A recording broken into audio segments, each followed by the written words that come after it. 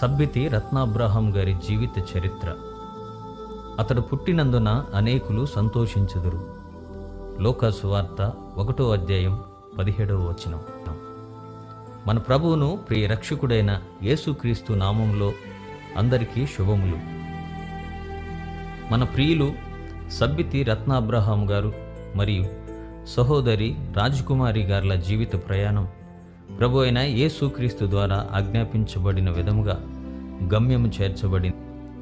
అబ్రహాము గారి జీవితంలో భూమి మీద తన తొలి కేక మొదలు చివరి శ్వాస వరకు దేవుని చిత్తమే నెరవేర్చబడింది. వారి మనుగడ ప్రత్యేకం. వీరి తల్లిదండ్రులు సబ్బితి రత్నరాజు గారు మరియు శాంతరత్నం గారు. వీరు దేవుని చిత్తానుసారముగా 1960వ సంవత్సరంలో కృష్ణా జిల్లా జగ్గేపేట అనే ప్రాంతంలో సేవా జీవితం ప్రారంభించి చుట్టుప్రక్కల గ్రామాలకు క్రీస్తు సువార్తను ప్రకటించారు.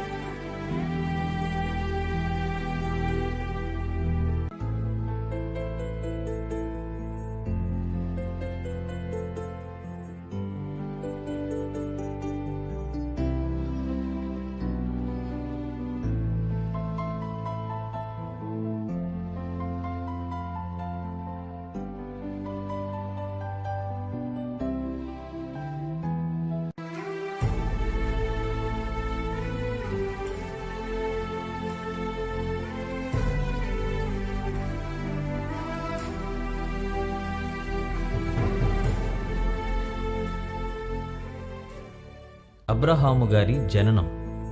మన ఆశ్చర్యకరుడైన దేవుడు ఆయన ప్రవచన నెరవేర్పులో భాగంగా వారికి ఒక చక్కని మగబిడ్డను 1972వ సంవత్సరం జూన్ 8న అనుగ్రహించారు. ఆ మగబిడ్డకు అబ్రహాము అని పేరు పెట్టడం జరిగింది. తన బాల్య జీవితంలో దేవుని ప్రణాళిక ఎలా మొదలైందో చూద్దాం. అబ్రహాము గారు 6 సంవత్సరాల వయసులో చాలా ఆసక్తికరమైన పనులు అనగా యంత్రాంగాల పట్ల శ్రద్ధ చూపడం గమనించిన తల్లి తన మనసులో నా బిడ్డ రాబోయే రోజుల్లో పెద్ద ఇంజనీరుగా పేరు ప్రఖ్యాతులు పొందుతాడు అని ఆశించింది. ఇట్టి ఆలోచనలో తల్లి ఉండగా బిడ్డ తరచుగా అస్వస్థతకు గురయ్యేవాడు. వయసుకు తగినంత ఎదుగుదల లేకపోవడం, ఈ విధంగా బలహీనపడిపోతున్న బిడ్డను చూసి తల్లిదండ్రులు చాలా బాధపడేవారు. కొన్ని దినములు మాత్రమే బిడ్డ బ్రతుకుతాడు అని డాక్టర్లు నిర్ధారించారు. ఒకరోజు శాంతిరత్నమ్మ గారు వేదనతో నిండిన హృదయంతో దేవుని పాదముల చెంత చేరి ప్రార్థించడం మొదలుపెట్టారు. ఆ తల్లి ప్రార్థనలో, నీ కుమారుని నేను తీసుకుంటే ఇంజనీర్ ఎవరు అన్న ప్రభు స్వరం విన్నారు. వెంటనే పగిలిన హృదయంతో దేవుని యొద్ద క్షమాపణ కోరి పశ్చాత్తాప హృదయంతో తన బిడ్డను తక్షణమే ప్రభువుకు సమర్పించారు. దినములు గడిచిన కొలది గొప్ప మార్పును చూడగలిగారు. దేవుడు మంచి ఆరోగ్యంతో నిలబెట్టారు. నరుని హృదయంలో ఆలోచనలు అనేకంగా పుట్టును. యెహోవా యొక్క తీర్మానమే స్థిరం. సామెతలు 19వ అధ్యాయం 21వ వచనం. అబ్రహాము గారి విద్యాభ్యాసం. అబ్రహాము గారు డిగ్రీ 1993వ సంవత్సరంలో పూర్తి చేసి బెతెస్దా బైబిల్ స్కూల్లో తర్ఫీదు పొంది 1993వ సంవత్సరం బ్యాచ్లో మొదటి స్థానంలో నిలిచారు. 94వ సంవత్సరంలో ఉన్నత విద్య MA నిమిత్తం ఒంగోలు వెళ్ళారు. చదువుతున్న రోజుల్లోనే తన హృదయంలో ఉన్న ఆశను బట్టి కొంతమంది ప్రజలను సమకూర్చి దేవుని సువార్త ప్రకటించడం మొదలుపెట్టారు. అలా ఒంగోలు రైల్వే స్టేషన్ సమీపంలో ఒక చిన్న సంఘాన్ని స్థాపించి సంవత్సరంలోపు అనేక నూతన ఆత్మలను దేవుని కొరకు సంపాదించారు. సేవా పరిచర్య. ఒంగోలులో ఉన్నప్పుడు తన తండ్రి గారు అనారోగ్యంతో ఉన్నారన్న వార్త విని ఇంటికి జగ్గేపేట చేరుకున్నారు. కానీ కొన్ని రోజులకే 1995వ సంవత్సరం ఫిబ్రవరి 26వ తేదీన రత్నరాజు అయ్యగారు ప్రభు సన్నిధికి చేర్చబడ్డారు. అప్పటికే వారి తండ్రి గారు జగ్గేపేట పరిసర ప్రాంతంలోనే కాక ఆంధ్రప్రదేశ్ మరియు ఇతర రాష్ట్రాల్లో, దేశాల్లో గొప్ప పరిచర్య చేశారు. 40 మందికి పైగా సేవకులను తయారు చేసి సంఘాలను స్థాపించారు.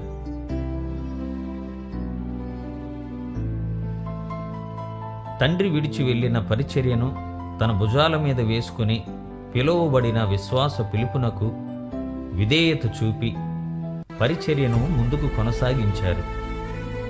ఆ విధంగా ప్రారంభమైన దేవుని పరిచర్య నమ్మకంగా చేస్తూ తల్లిగారైన శాంతరత్నమ్మ గారి సూచనలు, ప్రార్థనతో సేవకుల సమావేశాలను, బహిరంగ సభలను ఏర్పాటు చేస్తూ క్రీస్తు ద్వారా స్వస్థత అను మాసపత్రికను ప్రచురిస్తూ 1995 ఏప్రిల్ నుండి తండ్రి తలపెట్టిన ప్రతి కార్యక్రమము దేవుని చిత్తానుసారంగా నెరవేర్చారు.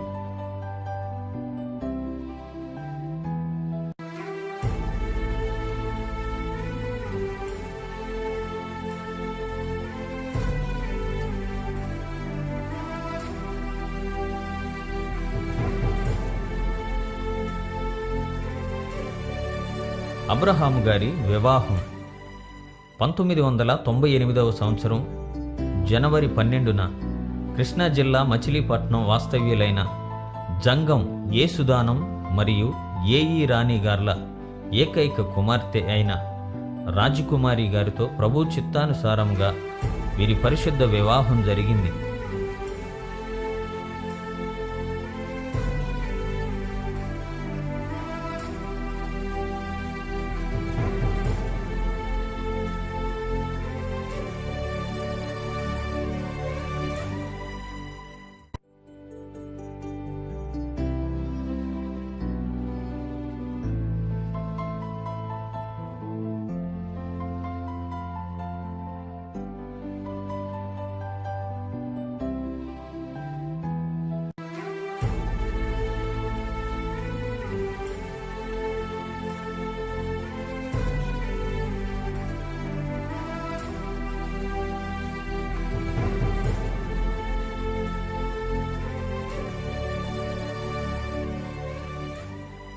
వీరిని ప్రేమించి కుమార్తె రత్న ఫెలిసిటా ఫ్రెన్సీ మరియు కుమారుడు ఫెయిత్ రత్నరాజుని బహుమానంగా స్వాస్థ్యముగా అనుగ్రహించారు.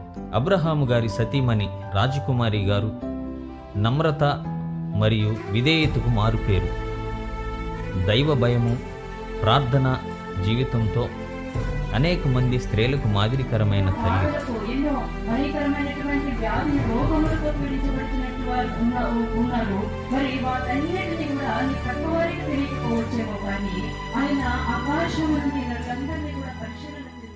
క్రైస్తవ లోకానికి తల్లిగా పేరుగాంచిందో అదే రీతిగా రాజకుమారి గారు అనేక మంది స్త్రీలను ప్రోత్సహించడంలో, ఆత్మీయంగా బలపరచడంలో ఒక ఆదర్శమైన పాత్ర పోషించారు. వీరి వివాహం మొదలు చివరి శ్వాస వరకు కుటుంబ బాధ్యతలను, సంఘ పరిచర్యను తన వంతు నిర్వహించారు. మాదిరికరమైన తల్లిగా అనేకుల మన్ననలను, దేవుని కృపను సంపాదించుకున్నారు. బైబిల్ స్కూల్లో తర్ఫీదు ఇచ్చే సేవకురాలిగా వాక్యాన్ని అర్థం చేసుకునే రీతిగా వివరించేవారు.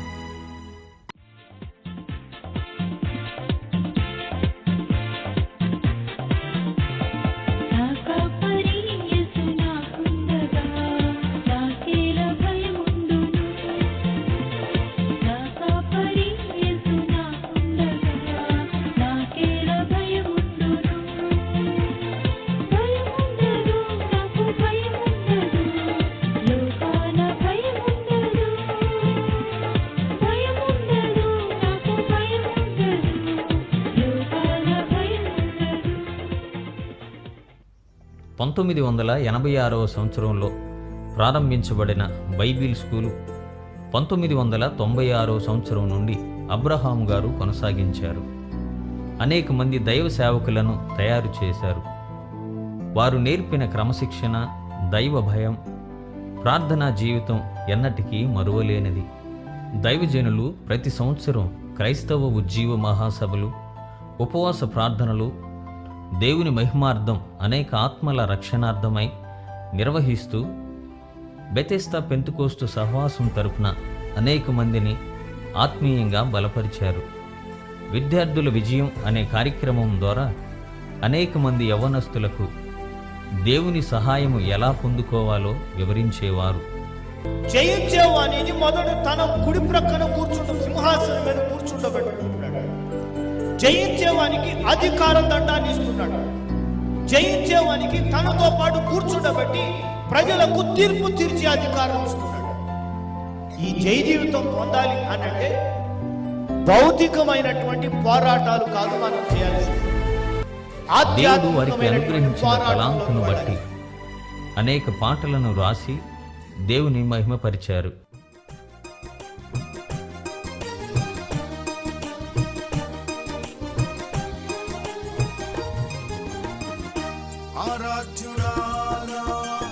ఆనంద తైలమా కొనియాడేదను నిరంతరం, కొనియాడేదను నిరంతరం. ఆరాధ్యుడానా ఆనంద తైలమా కొనియాడేదను నిరంతరం, కొనియాడేదను నిరంతరం. యేసునాథనీకే ఆరాధనా, యేసునాథనీకే ఆరాధనా, యేసునాథనీకే ఆరాధనా, యేసునాథనీకే ఆరాధనా. చివరి దినాలలో సంఘాన్ని ఆత్మీయంగా బలపరిచి క్రీస్తు రాకడ కొరకు స్థిరపరచు అనేక సందేశాలను అందించారు. యవ్వనస్తులను పరిచర్యలో సహాయపడే వారిగా ప్రోత్సహిస్తూ ఆత్మీయ జీవితంలో దేవుని కొరకు ఎలా అంకితపరుచుకోవాలో వివరించేవారు. దేవుని కృపచేత వీరి పరిచర్య అంచెలంచెలుగా విస్తరించడం వలన రత్నరాజు అయ్యగారు నిర్మించిన మందిరం సరిపోక వేల మంది చేరి ఆరాధించటానికి అనుకూలంగా విశాలమైన మందిర నిర్మాణం విశ్వాసంతో దేవుని సహాయముతో నిర్మించి 2019వ సంవత్సరం నవంబర్ 12న ప్రతిష్ఠించారు.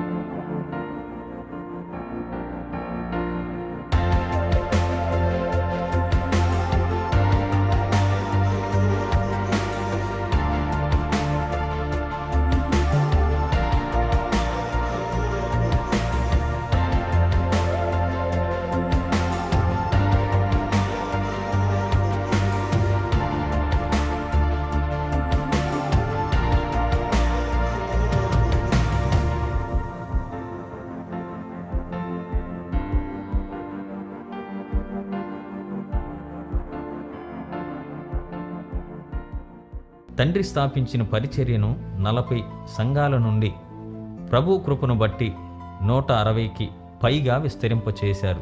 దేవుడు ముందుగానే వారి పరలోక పిలుపును గూర్చి తెలిపినట్లుగా కొన్ని విషయాలను పరోక్షంగా కుటుంబ సభ్యులతో విశదపరుస్తూ నిత్య విశ్రాంతిలో చేర్చబడ్డారు.